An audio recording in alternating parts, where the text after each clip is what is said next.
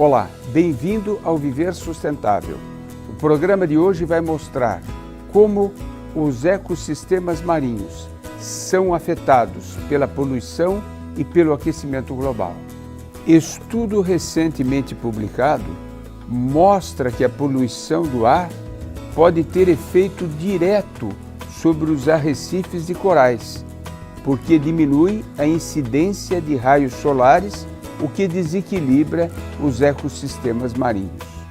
A pesquisa foi realizada pela Universidade de Exeter, na Inglaterra, e publicada na edição online da revista Nature Geoscience, e revela que pequenas partículas de carbono suspensas no ar, que podem vir tanto de erupções vulcânicas quanto da queima de combustíveis fósseis, refletem de volta a luz solar. Desta forma, as nuvens podem ficar mais brilhantes, mas menos luz do sol chega ao mar. Com menos luz, as algas que fazem fotossíntese acabam produzindo menos energia, o que altera a cadeia alimentar marinha. Isto começa pelos corais, que apesar de formarem estruturas fixas no fundo do mar, são animais e dependem da energia produzida pelas algas. Desta forma, a redução da quantidade de luz no mar enfraquece os corais. Os recifes de corais servem de abrigo para muitos outros animais marinhos, formando diversos ecossistemas marinhos. Por isso, tudo o que os afeta também a esses animais e contribui para o desequilíbrio no mar. Esta não é a única maneira como as emissões de carbono ameaçam os corais. Quando a concentração de CO2 aumenta na atmosfera, a água do mar tende a ficar mais ácida, o que torna os esqueletos dos corais quebradiços, conforme já mostraram estudos anteriores. Além disso, cientistas afirmam que os efeitos das mudanças climáticas podem rapidamente se intensificar se grandes quantidades de calor absorvidas pelos oceanos forem devolvidas à atmosfera. Gases de efeito estufa vêm sendo emitidos para a atmosfera em ritmo cada vez mais rápido. E os 10 anos mais quentes, desde que os registros de temperatura começaram a ser realizados, ocorreram todos de 1998 para cá. Especialistas da França e da Espanha afirmaram recentemente que os oceanos absorveram mais calor da atmosfera em torno do ano 2000. Caroline Katzmann, do Instituto Real de Meteorologia da Holanda, afirmou que o calor absorvido pelo oceano vai voltar para a atmosfera como parte dos ciclos do oceano, como os fenômenos de aquecimento e de resfriamento do Pacífico, respectivamente chamados de El Niño e Laninha. O ritmo das mudanças dos ecossistemas marinhos tem grandes implicações econômicas e sociais em todo o planeta, podendo causar secas, perdas na produção de alimentos, elevação do nível do mar, inundações, tempestades e outros imensos prejuízos ambientais. Para saber mais sobre os efeitos das mudanças climáticas sobre os ecossistemas marinhos, vamos ouvir a seguir a entrevista com o professor Rolf Weber, do Instituto de Oceanografia da Universidade de São Paulo, USP. Um prazer contar com a sua presença. Gostaríamos inicialmente de saber se o aquecimento global, aumentando a temperatura das águas do mar, faz com que elas se dilatem e, com isso, acarreta uma elevação do nível do mar, colocando em risco regiões costeiras. O que está ocorrendo é que está havendo um pequeno aumento de temperatura médio do mar. Então, há uma pequena dilatação, apesar que ela é restrita, porque o coeficiente de dilatação da água é relativamente pequeno. Com esse pequeno aumento de temperatura, está ocorrendo já o derretimento das calotas, seja do Ártico ou do Antártico. E com isso há uma elevação do nível do mar. As zonas mais ameaçadas são as pequenas ilhas oceânicas, especialmente no Pacífico. Tem algumas que estão 2, 3 metros acima do nível do mar e elas vão desaparecer. E algumas cidades litorâneas que são exemplo clássico, né? Veneza vai ser provavelmente também submergida pelas águas em breve. Quais as cidades brasileiras, nas costas brasileiras, que estão mais vulneráveis a uma elevação do nível do mar? As partes mais baixas da zona costeira, como os manguezais e as cidades litorâneas, obviamente vão ser afetadas pela elevação do nível do mar. Talvez o atol das Rocas, que está nessa faixa, 2, 3 metros acima do nível do mar, vá ser totalmente submerso se realmente ocorrer uma elevação súbita do nível do mar. O mar é um dos grandes sorvedouros. Ele sequestra CO2, que é miscível, ele se mistura na água do mar. Essa mistura fica estável ou vai para o fundo do mar? O oceano ele consegue absorver aproximadamente 40% do CO2 antropogênico das nossas emissões. Ele inicialmente fica na forma solúvel, o gás carbônico reage com a água formando o carbonato, o vulgo bicarbonato. Esse carbonato é utilizado pelos elementos do plâncton, que formam suas carapaças com carbonato de cálcio. Esse carbonato de cálcio ele é mais denso, mais pesado que a água do mar, e quando o organismo morre, se vai para o fundo. Isso nós chamamos da bomba biológica de transferência de carbono. É assim que nós transferimos a maior parte do CO2 da atmosfera para o fundo do mar. O mar está se acidificando. Isso diminui a sua capacidade de absorver CO2 ou não tem nenhum impacto? Exatamente. Nós temos observado, há dados de mais de 20, 30 anos, que está havendo uma ligeira diminuição do pH, ou seja, um aumento da acidez média dos oceanos.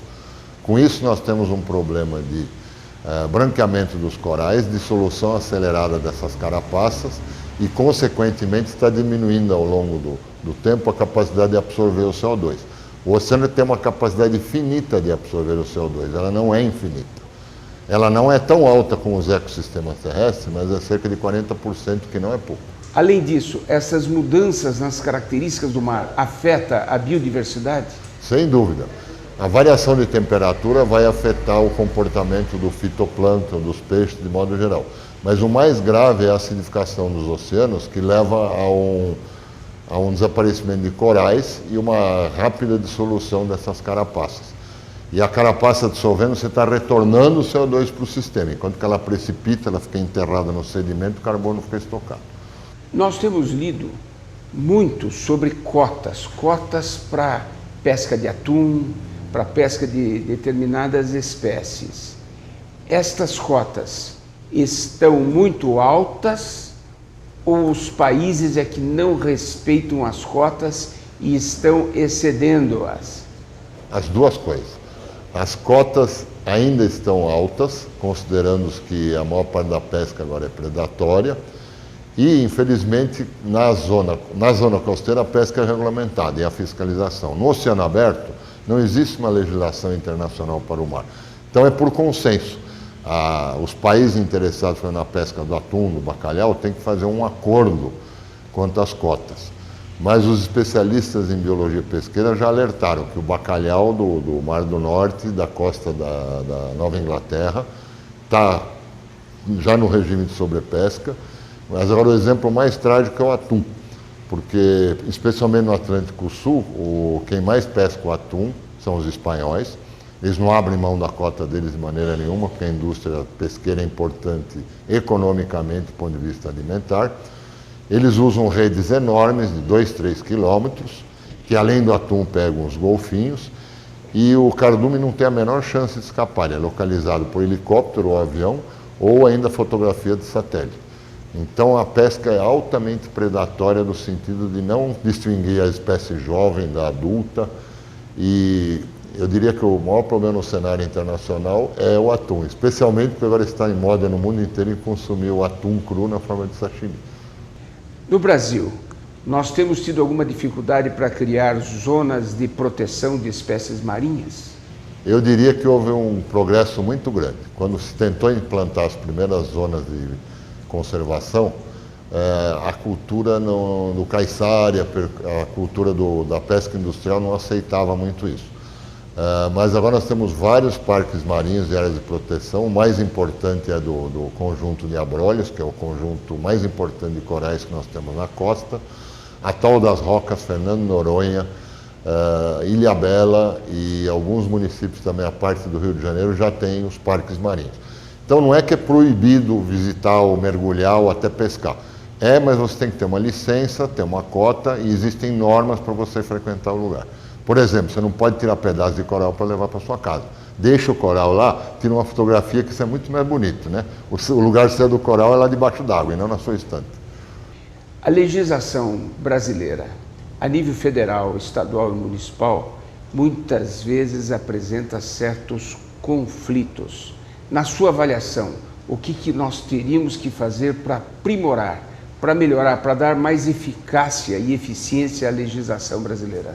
A legislação ambiental brasileira é uma das mais duras que existe. No tocante, por exemplo, a derrames de óleo e água de produção, ela tem uma regulamentação menor do que na Noruega. O problema acontece nos vários níveis de ação. Então, a responsabilidade última é do Ministério do Meio Ambiente e do IBAMA. Na execução por parte dos municípios, a responsabilidade é estadual e municipal. Mas o que falta é um diálogo entre esses diversos setores. Então, muitas vezes, não há fiscalização adequada por parte do IBAMA e as prefeituras do litoral muitas vezes não têm o recurso suficiente pela arrecadação para executar, por exemplo, obra de saneamento básico e outras medidas de proteção ambiental. Então eu acho que falta um diálogo entre todos os atores, os tomadores de decisão e o usuário do local.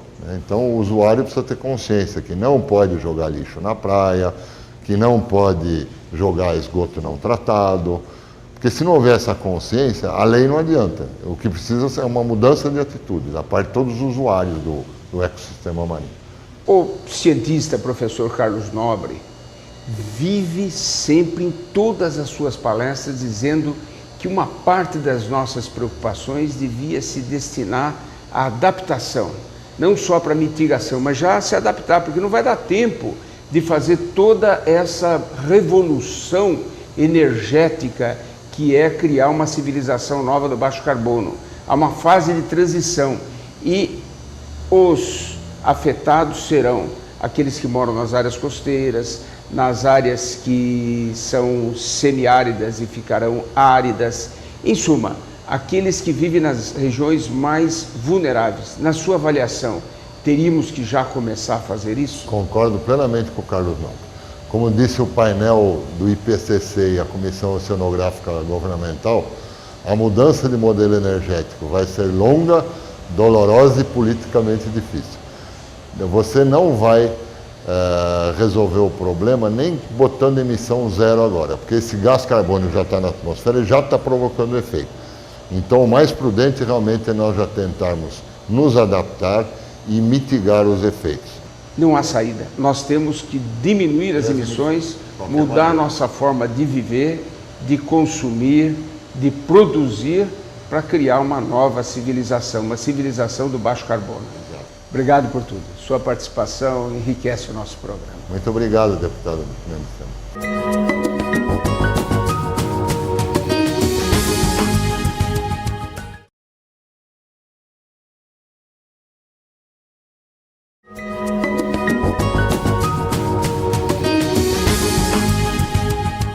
Estudos realizados por pesquisadores britânicos mostram que as alterações climáticas poderão causar um aumento das turbulências nas viagens transatlânticas. Segundo estes cientistas, a partir de meados do século, pode aumentar a ocorrência das chamadas turbulências de ar claro, ou seja, aquelas que ocorrem em um céu sem nuvens. Ao contrário das ocorridas perto de zonas atingidas por tempestades, tais turbulências são muito difíceis de serem previstas.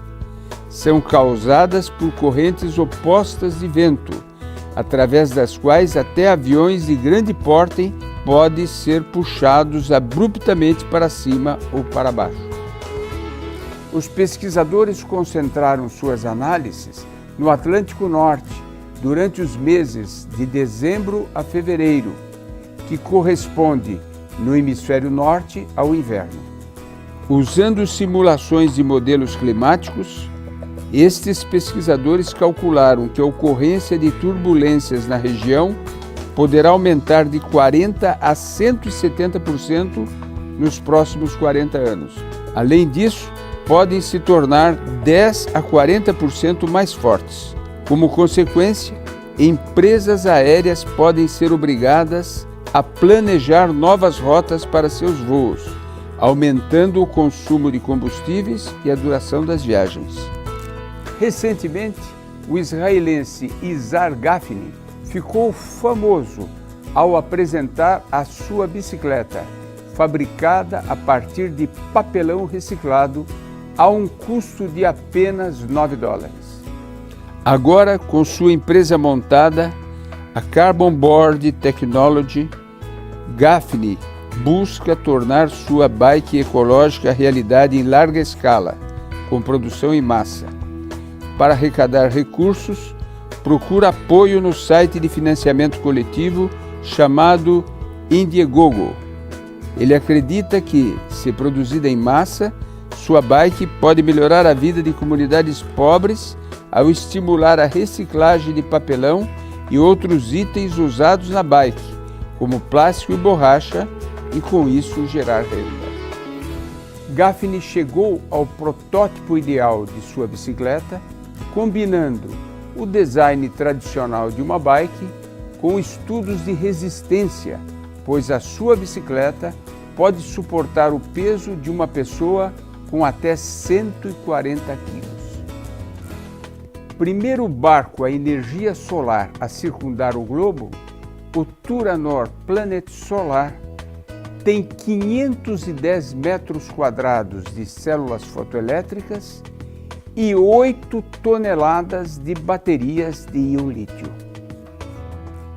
Este barco está se transformando em uma embarcação científica, pelo menos durante este verão no hemisfério norte. O barco, um catamarã de 100 pés, que custou $17 milhões, projetado por um aventureiro suíço e bancado por um empresário alemão, cruzará a corrente do Golfo, estudando o papel dos aerosóis atmosféricos e do fitoplâncton na regulação do clima, sob o comando de Martin Beniston, um climatologista da Universidade de Genebra. Totalmente alimentadas pelo Sol, as células solares de alta potência abastecem baterias, que por sua vez carregam motores conectados a hélices, cujo movimento permite a movimentação do barco sem produzir CO2 ou qualquer outro gás de efeito estufa. O catamarã registra constantemente a temperatura, salinidade e outras características da água. Tem também uma caixa biológica, criada pelo Departamento de Física Aplicada da Universidade, que usa um laser para analisar o número e os tipos de aerosóis em amostras de ar.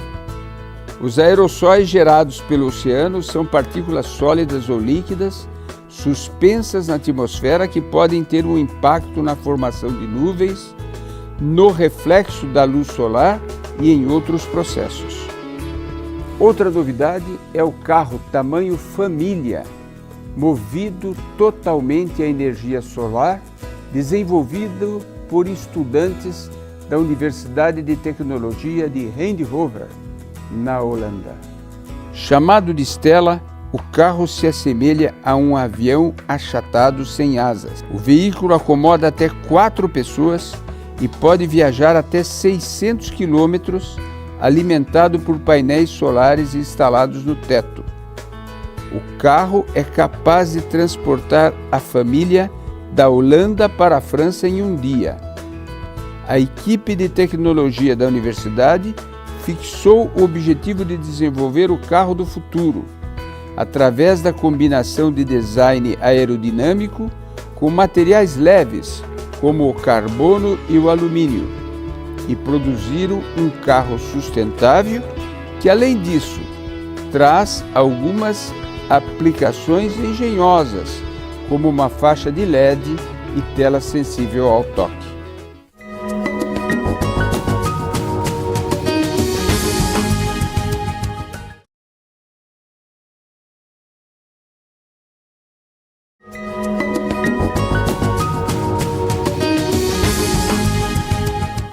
Estudo polêmico da revista PLOS ONE mostra que já agora, em 2050, corremos o grave risco de não termos comida suficiente para alimentar toda a população mundial. Segundo dados da FAO, órgão da ONU responsável por estudos sobre a produção de alimentos, em 2050 a população mundial passará de 9 bilhões de pessoas e o rendimento das culturas agrícolas não está crescendo o suficiente. Em alguns casos, os agricultores estão se deparando com um limite biológico que nem a genética ou a biotecnologia parecem conseguir ultrapassar.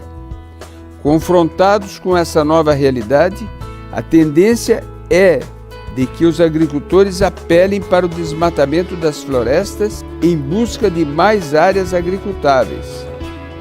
Isto representaria um aumento da emissão de CO2 na atmosfera, além de um grande risco para a biodiversidade. Neste contexto, como garantir a segurança alimentar para uma população mundial que não para de crescer sem causar danos ambientais? Comer insetos, segundo a FAO, seria uma solução. Esta transição para a entomofagia, isto é, para uma dieta baseada em insetos, alimentos ricos em proteínas, não é fácil. Embora represente uma alternativa para reduzir a fome de forma sustentável, em comparação com a produção de carne, já que demanda menos terra e outros recursos, certamente uma dieta baseada em comer insetos não é muito atraente, tendo em vista os atuais hábitos de consumo de alimentos. De toda forma, parece haver um consenso geral de que a agricultura familiar, que hoje já é extremamente relevante, poderá ser de vital importância para o abastecimento da demanda da população crescente mundial.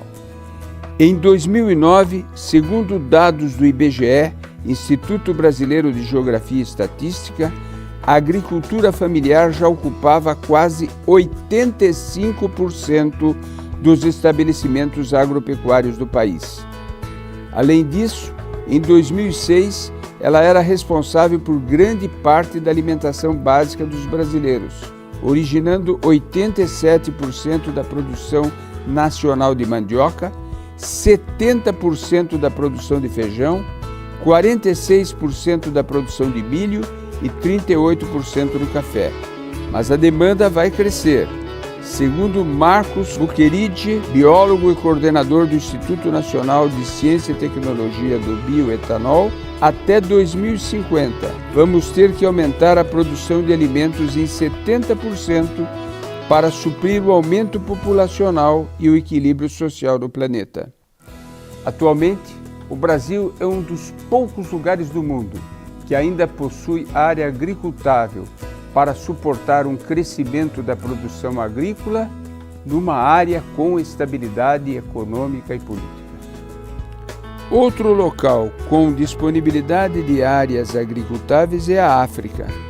No entanto, a região tem uma série de problemas políticos. O Brasil tem disponibilizado técnicos da Embrapa para desenvolver a agricultura na África. Cientistas, por outro lado, defendem a aplicação de tecnologias como a de organismos geneticamente modificados. É o caso do milho, por exemplo, que pode produzir até 30% mais. A introdução de transgênicos na natureza, entretanto, está cercada de uma grande polêmica. Ambientalistas dizem que os transgênicos significam um risco para o nosso patrimônio genético, além de induzir ao uso de agrotóxicos cada vez mais fortes. Pesquisadores da Exalc, Escola Superior de Agricultura Luiz de Queiroz, da USP, em Piracicaba, defendem que o país deve explorar sua biodiversidade natural. A Exalc e o Instituto Nacional de Colonização e Reforma Agrária, INCRA, vêm desenvolvendo estudos e pesquisas em assentamentos agroecológicos. Em Apiaí, no Vale do Ribeira, em São Paulo, o modelo de agricultura sustentável e produção de alimentos orgânicos foi adotado para conciliar o desenvolvimento socioeconômico das famílias assentadas com a preservação e recuperação ambiental. Segundo especialistas, a produção de alimentos orgânicos exige mais terra do que o plantio tradicional. No entanto, o plantio tradicional implica muito mais aplicações de defensivos agrícolas, o que pode chegar a 80% do custo de produção. Já os alimentos orgânicos dispensam a aplicação de defensivos agrícolas, contribuindo dessa forma para a saúde humana e também para a qualidade do solo e dos recursos hídricos. Além disso, em maio deste ano, foi atingido o recorde em concentração de dióxido de carbono, CO2 na atmosfera, 400 partes por milhão, o que deverá permanecer nos próximos anos. Na prática, o que este aumento da concentração de dióxido de carbono significa? Segundo pesquisadores do SENA, Centro de Energia Nuclear na Agricultura, unidade da USP, Universidade de São Paulo, em Piracicaba, este aumento da concentração de dióxido de carbono, de CO2 no ar, implica uma redução na produção agrícola de alimentos, como arroz, feijão, soja, milho e trigo. Por outro lado, cana-de-açúcar e pastagens teriam incremento na sua produção com o aumento da concentração de CO2. Mas antes de ver nisto um lado bom, Adib Abdala, professor do SENA, faz um alerta. A braquiária, gramínea largamente utilizada para alimentação de gado, pode ter apresentado crescimento 20% superior com o aumento do CO2 na atmosfera. Mas esse crescimento tornou o capim menos digerível para o animal. Com mais gás carbônico na atmosfera, a braquiária produz menos folhas, 5% a menos, e mais talos, que tem fibras indigestas. Com isso, esta planta perde seu valor nutricional e, ao mesmo tempo, aumenta a emissão de metano pelos bovinos, o que contribui negativamente para o efeito estufa. Além de já ter sido atingido o recorde de concentração de dióxido de carbono no ar, em maio, em torno de 400 partes por milhão, estima-se que nos próximos anos, nos próximos 30 anos, esta concentração ainda aumentará 150 partes por milhão. Por isso, os cientistas do SENA, na USP, criaram uma área controlada, onde a concentração do dióxido de carbono na atmosfera seria de 550 partes por milhão de CO2, dióxido de carbono. Por outro lado, descobriram que, além das culturas já citadas, também o algodão sofrerá com o aumento da concentração de CO2 na atmosfera e terá uma menor produtividade. Participe você também do nosso programa. Envie-nos perguntas, temas e sugestões para contato@viversustentável.net. Ficamos por aqui. Desejamos-lhe uma semana sustentável.